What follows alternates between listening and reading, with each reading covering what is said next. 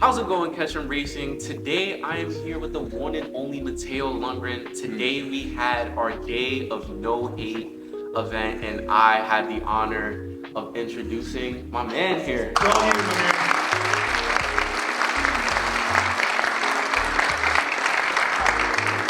Good morning, Royce Ketchum, and welcome to our Day Without Hate. Can I get some hype this Friday? Like, we about to get out of here.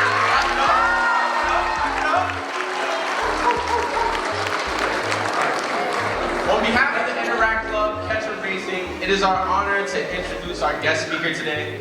He is a key leader within the Winner Circle Project and is a committed life coach whose work centers on elevating others. So let's give a warm RCK welcome to the one, the only Matteo Lundgren.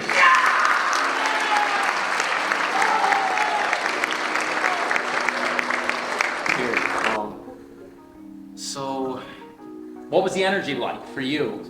honestly, if I'm being honest, having my friends, having everybody like the support, and just being able to like to hype the crowd up. Right, the whole school in here. It was special. It was fun, yeah. It was my first time doing something like that, so it was just really authentic, really genuine, and that's what the day was all about. So I feel like I did a great job introducing you. Hopefully, yeah. How did you feel, man? I mean, it's always great to just the energy of an entire school in one room. It's like cool to feel that and to share a message that's really about like making the choices that are hard sometimes, but the ones that we really want to make. Yeah. So today, the Day Without Hate is really about a day full of love. It's about being the change you want to see in the world. So is this like your first time doing a school-wide event like this? Like Ketchum approaching you and just doing a day about no hate? Because I know you do life coaching, so you getting that message of let's do this. How did that feel? Like, yeah, it's powerful when you get to deliver a message to one person, but when you got a room full of hundreds of young people and you got that moment, it feels like a professional athlete in the fourth quarter. You're like down by 2. It's like, how are you going to show up? Are you Josh Allen it? Are you going to Josh Allen? You're going to Superman it? So today it felt a little bit like that, because this is my Super Bowl. These are my moments in my career, my life, what I've created, and it's so great to share it with hundreds, and it's so great to share it with one. So here it is. So I know during your assembly, well, before actually, when we was sitting here preparing, I had my speech, a little bit nervous. One thing that you told me was that to not make the moment about you and make the moment for the people. Why did those words come up for me, and why do you feel like that's important to anyone to have that mindset? Yeah, I think one of the biggest lessons in my life is that, my work, my life, it's not mine. It's a gift. It's like I'm here with a purpose, and it's to actually give. And so many people in my life have shared that message with me, and I've seen it time in and time out, and I'm inspired by it. So really, this isn't about me. I'm just the messenger of words that I didn't create.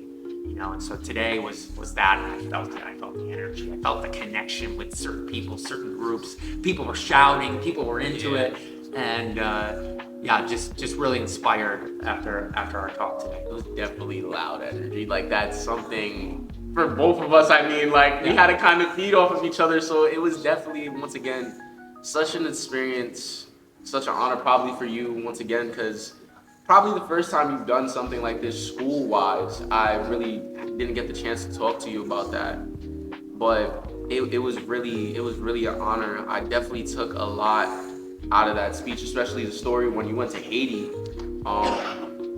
Just hearing that story and how you had to travel and how you had to maneuver with a certain way to still make people feel like they were people, but doing your job, that must have been such a hard point. So humbling is what I would call it. Humbling, and an experience like that for anyone, I really welcome it, because you really tap into that feeling of what I have. I'm grateful for what I have, not I'm looking for something I want. It's more like I'm grateful for this breath. I mean, the simplest things. I'm grateful for this meal, for this drink, for this moment. So that's what I get out of experiences like that. It's fun to share. So how did you persevere during that time? I know you kind of answered a little bit on that, just being humble, but was there anything else during your time there that helped you like persevere, you know, through interactions with people, seeing hardships, you know, just seeing the environment that people had to live in? How did you push through? You know, in any disaster zone, you're going to see a lot of things that are not in the normal, at least in our day-to-day here in the United States. No matter how hard you got it, I mean, in a disaster zone, people are just trying to survive. And so you really break it down to those basics. The shelter, the food, the water, the community. And that was the biggest piece, the community piece that I saw. Man, these people were struggling to find those first three things, but man, they had community. And I'm looking around in my neighborhoods and places I go here, and it's like people aren't connecting. And it's like these people got nothing, but they're like, no, we do have music. No, we do have each other.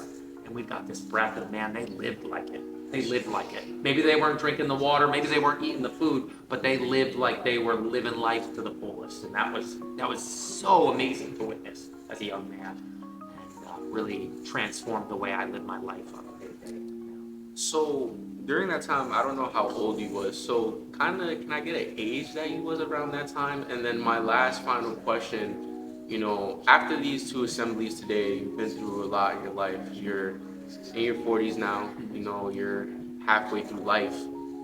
All the experiences that you gained, all the people that you met, what is something that you always take, even sitting with me right now and having this conversation, what is something that you take out of just being one-to-one human with another person? Yeah. Well, I was in Haiti, I was 27 years old. So it was really a marked moment for me in my life. It really catapulted me. After Haiti, I ended up moving to LA and ended up doing all sorts of things because it was like, you know, I'm gonna live my life. And I'm not gonna be afraid. I'm not gonna be afraid. What if this doesn't happen?